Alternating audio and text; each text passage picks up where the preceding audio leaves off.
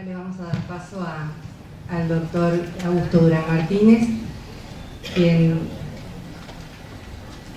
es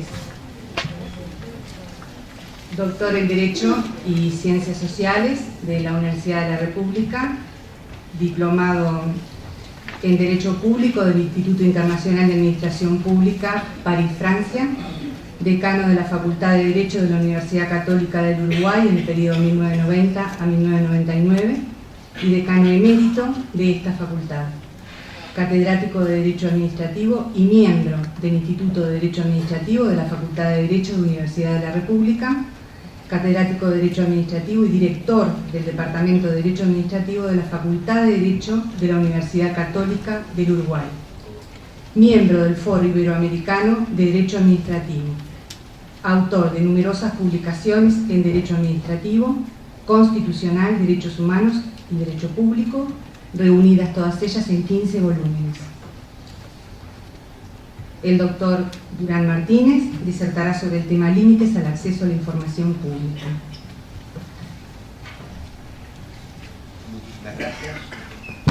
En primer lugar, deseo agradecer a la GESIC y a la unidad de acceso por la invitación que me ha formulado para participar en este seminario. Es un gusto estar aquí hoy con ustedes. El derecho al acceso a la información pública tiene raíces muy remotas. Forma parte del derecho a la información en general, que a su vez deriva del derecho a averiguar la verdad proveniente de la naturaleza específica de ser racional del hombre, y se le ha vinculado también al derecho a la expresión del pensamiento. La evolución del derecho ha hecho que, en virtud del desarrollo del conocimiento humano, se haya ido perfilando una distinción entre diversos derechos: derecho de expresión, derecho de recibir, de buscar y difundir información, sin perjuicio de su raíz común. Se avanza así hacia la consideración de la información como un bien jurídico autónomo. Dentro de ese derecho a la información, en términos amplios, se fue también a su vez perfilando uno específico, el derecho a la información pública. Hay quien habla de derecho a la información administrativa. Yo prefiero, en términos más amplios, hablar de derecho a la información. Ese derecho, como especie de género aludido, derecho a la información, tiene el mismo fundamento que este, pero además deriva de la dimensión social, más precisamente política, del estrato racional de la naturaleza humana. Al ser el poder político connatural al hombre, tenemos todos derecho a participar de él, y para hacerlo tenemos derecho a estar adecuadamente informados. Por eso es que razonablemente se ha vinculado el derecho a la información pública con el derecho de petición. El derecho de acceso a la información pública se ha desarrollado en el marco de las ideas impuestas por el neoconstitucionalismo, que ha impuesto un nuevo modelo de Estado que suele conocerse con el nombre de Estado constitucional, basado en la centralidad de la persona. Y este modelo presupone la democracia y esta, a su vez, la transparencia. Democracia y transparencia son dos palabras que están en el centro de nuestro tiempo. La transparencia, se ha dicho, tiene una triple finalidad que se traduce en el derecho a saber, derecho a controlar y derecho a ser actor y no simple espectador en la vida pública. De lo expuesto se deriva la raíz natural del derecho al acceso a la información pública, más allá de su reconocimiento expreso o implícito, efectuado por diversas normas que integran el derecho internacional de los derechos humanos, que no las voy a mencionar, son muy conocidas por todos, y algunos artículos de nuestra Constitución, como el 29 y el 72. Y por esa razón nuestra ley 18.381, por su artículo 1, calificó el derecho de acceso a la información pública como derecho fundamental. Esta expresión, derecho fundamental, ha sido tomada en la ley como sinónimo de derechos humanos, ya que en el artículo 3 se aclara que el acceso a la información pública es un derecho de todas las personas sin discriminación por razón de nacionalidad o carácter del solicitante. Es decir, es un derecho del hombre en tanto hombre, sin atención a cuestiones específicas. Seguimos así las legislaciones y las concepciones doctrinarias más modernas que hablan de derecho humano a la información o a la información pública, derecho humano fundamental, llaman otros, en terminología que no me gusta y no es el caso ahora explicar por qué no me gusta, pero lo cierto es que es también utilizado. Este derecho, por cierto, no es ilimitado, lo dijo muy bien el profesor Rotondo hace unos minutos, por tratarse de un derecho humano, las limitaciones pueden disponerse solo por ley, dictadas por razones de interés general, concepto jurídico indeterminado que muy bien señaló el profesor Rotondo. No voy a insistir en esto, pero sí voy a decir que este no es un invento del legislador que habilita a limitar, sino que está allí y el legislador debe descubrirlo, y si no lo descubre y si lo hace mal, incurre en una inconstitucionalidad que puede ser objeto de control por parte de la Suprema Corte de Justicia. En virtud de lo expuesto, entonces, cabe afirmar que el acceso a la información es el principio, porque estamos hablando de limitaciones impuestas por ley que tienen que ser de interpretación estricta, ¿no? La limitación es de excepción. Y esto surge claramente de la ley, expresamente se establece en el artículo 8. Pero acá hay que hacer una advertencia. Y es que como a menudo las normas de excepción acuden a fórmulas abiertas, empleando conceptos jurídicos indeterminados, y como a menudo nos encontramos enfrente a otros derechos humanos, se producen tensiones y es necesario compatibilizar. Entonces, no solamente nos encontramos ante una operación de subsunción, sino también de ponderación. Ponderación que debemos efectuar siguiendo los conocidos pasos de identidad, necesidad y proporcionalidad en sentido estricto.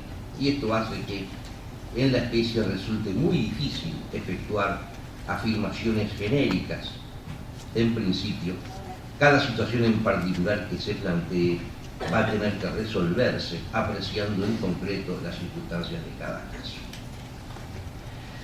Y la expresión límites puede comprender tanto a los que la ley llama límites en el artículo 14 como a lo que en los artículos anteriores llama excepciones.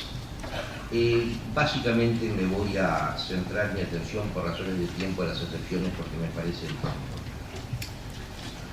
En la materia se suele hablar o se puede utilizar del término clasificación. Concretamente hablamos de clasificación de la información.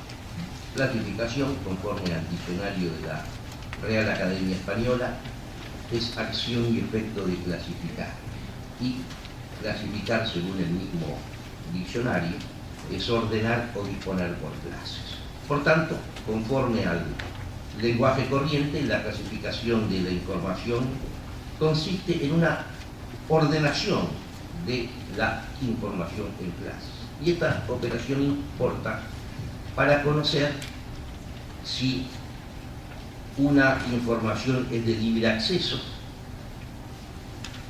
o no, y en definitiva cuál es el régimen jurídico al cual está sometido.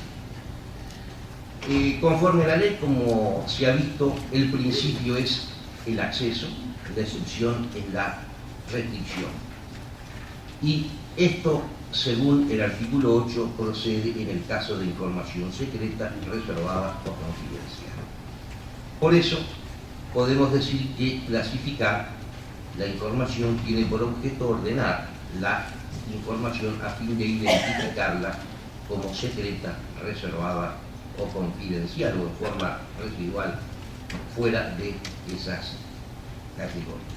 No obstante, advierto que el decreto reglamentario, en su artículo 17, cuando define clasificación, lo hace diciendo que es el procedimiento por el cual se determina que la información de un sujeto obligado es información confidencial o reservada, ¿no? Es una definición más estricta, más restrictiva que la que he efectuado siguiendo el significado del diccionario. Tal vez la explicación de esta definición restrictiva del decreto obedezca a que el carácter secreto de la información ya viene impuesta por la ley. Pero en realidad hay también en este caso clasificación, lo que pasa es que la clasificación la ha hecho ya el legislador. La información secreta es así aquella considerada por la ley. Tenemos que ir a cada una de las leyes en particulares para ir a la información secreta. No deben entonces considerarse secretas aquellas calificaciones como tal efectuadas por otros actos jurídicos y extravalentes. Así, por ejemplo, las actuaciones sumariadas, consideradas secretas por el artículo 174 del decreto 500, no lo son a los efectos de la ley 18.381. Eso no quiere decir que necesariamente sean de libre acceso. Para determinar este aspecto hay que ver si pueden clasificarse en alguna de las otras dos categorías previstas en el artículo 8, es decir, si son reservadas o confidenciales. La GESIC o la unidad ha redactado un manual de clasificación de información muy útil, en donde efectúa una recopilación de las normas, de las leyes que declaran secretas determinadas informaciones y hace una ordenación temática: secretos comerciales e industriales, secretos que deben guardar los funcionarios, secretos de las comunicaciones, secretos bancarios, tributarios, secreto estadístico, profesional, secretos políticos, militares, y culmina por una categoría residual para referirse a otras disposiciones. Paso a la segunda categoría, la reservada, que es la que refiere el artículo 9. Allí el artículo 9 dice cuál es la información que debe considerarse reservada. Y advierto que solo esa es la que puede ser considerada reservada. No es una enumeración taxativa y no puede declararse reservada otra información que no sea la enunciada en ese artículo. Efectúa esa enumeración en varios literales que refieren a situaciones muy diversas. Los tres primeros literales procuran tutelar objetivos que corresponden a lo que, siguiendo la terminología de Sayagues Lazo, ha determinado cometidos esenciales. Y esto surge muy claramente del manual de clasificación, en donde claramente vincula a esos literales con la policía del orden de seguridad, defensa nacional, relaciones exteriores, actividad financiera del Estado. El literal D procura tutelar la vida, la dignidad, la seguridad o la salud de cualquier persona. Son bienes jurídicos o valores de máxima importancia, por lo que se justifica la protección aquí indicada por la ley. Por esta ley, me parece que por este literal se conecta esta ley con la 18.331, ¿no? Porque justamente los valores aquí indicados son algunos de los tutelados con la Ley de Protección de Datos Personales.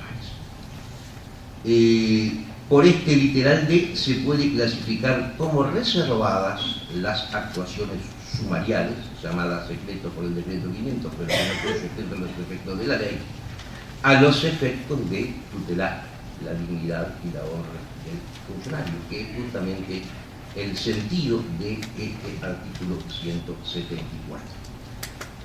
Pero eso, y no está de más recalcar, porque lo contrario sería desconocer el principio del debido proceso, no se puede entender que esta reserva de las actuaciones alcance al sumariado. El sumariado tiene libre acceso en todo momento a las actuaciones sumariales y tiene todo el derecho desde el comienzo para controlar la producción de la prueba. Si esto no ocurre, hay un gravísimo vicio de nulidad. Pero por cierto, la reserva es para terceros. El literal F procura asegurar un adecuado funcionamiento del derecho de la competencia, y en caso, dice, de estar ante actividades no competitivas, proteger los procesos de producción. Como entiendo que no existen los monopolios, el derecho de la competencia hoy en día es lo que está precisamente protegido, aunque de hecho existen algunas actividades monopólicas funcionando, pues bien, puede en esos casos aplicarse para proteger los derechos de producción. Y el literal F procura proteger el know-how en determinadas situaciones comerciales, como lo ha aclarado muy bien el manual de AGESIC. La AGESIC en este aspecto me parece que ha hecho una muy buena interpretación de la normativa y ha redactado, ha presentado un manual que presenta una extraordinaria utilidad. El acápite del artículo 9 dice que esa información podrá clasificarse como reservada. Ese término podrá, o el término podrá, normalmente indica discrecionalidad, pero no siempre. A veces el poder o el podrá denota un poder deber, y esto es lo que ocurre en la especie. Aquí, por la importancia de los valores en juego, el órgano competente debe calificar como reservada esa información de acuerdo a esa ley. Naturalmente que no, como estamos ante conceptos jurídicos indeterminados, aquí estamos ante una cuestión difícil y se goza de un cierto margen de apreciación. Quien lo hace es el jerarca, aclara el reglamento que quien tiene facultades delegadas, aunque esto es innecesario aclarar porque va de suyo. Es el jerarca el que efectúa con discrecionalidad, pero con un margen razonable de apreciación en la determinación del precio. Esta clasificación es temporal. La ley fija un plazo, 15 años, puede ser prorrogado. También se establece que puede desclasificarse o debe desclasificarse cuando vencieron las razones que llevaron a la clasificación. Y el artículo 33 de la ley, en la nueva redacción dada por la ley de presupuesto, establece que debe ser desclasificada cuando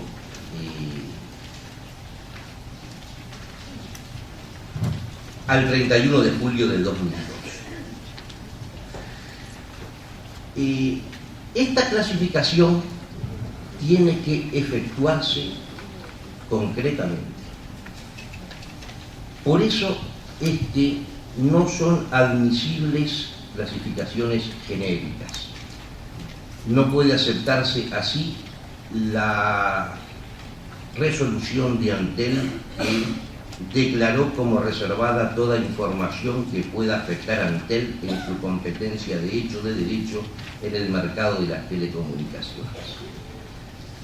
Cuestión que fue acertadamente observada por un dictamen de la unidad que entendió que no son susceptibles esas clasificaciones genéricas. Ahora, Advierto que la casuística es tan grande que es imposible prever de antemano todas las hipótesis. Por tanto, si bien me parece razonable el rechazo de una clasificación genérica como la efectuada por Antel, me parece también razonable que si no se efectúa tal clasificación de antemano como lo prevé el derecho positivo, se pueda efectuar en el momento en que se evalúa una solicitud de acceso, cuando naturalmente existan razones para ello.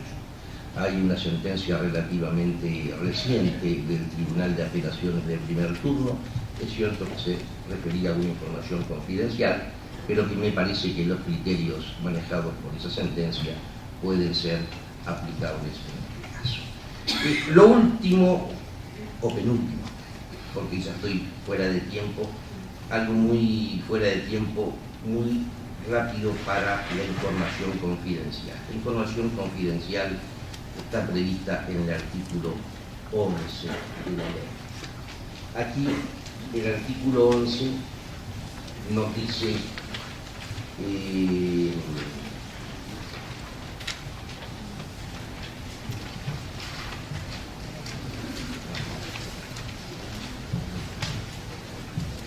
el artículo 11 se considera información confidencial, y aquí hay dos categorías.